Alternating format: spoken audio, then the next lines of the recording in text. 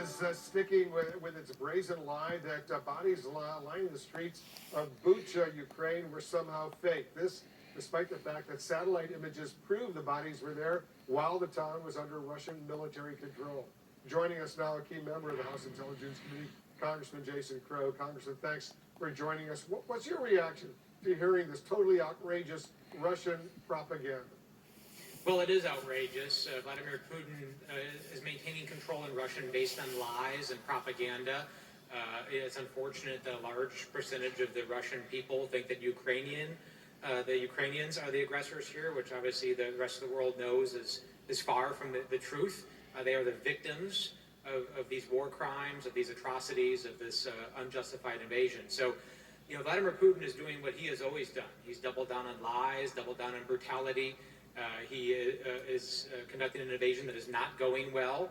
They are bogged down, so they are resorting to more brutal tactics as time goes on.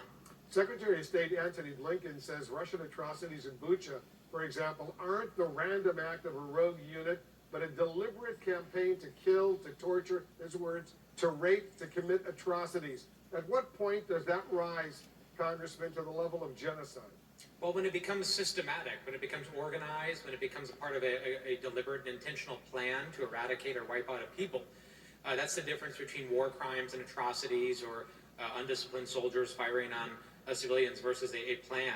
So what we have to do now is collect intelligence, collect evidence, convene tribunals and have them collect evidence and look at all of the facts and then make those determinations. When we use words that have impact, like genocide, we want to make sure that we have all of the evidence in place so that those words actually can have the impact that they are intended to have. And there's legal consequence to that. So I believe we need to push forward to collect that information. Undoubtedly, in my view, there are war crimes that are being committed.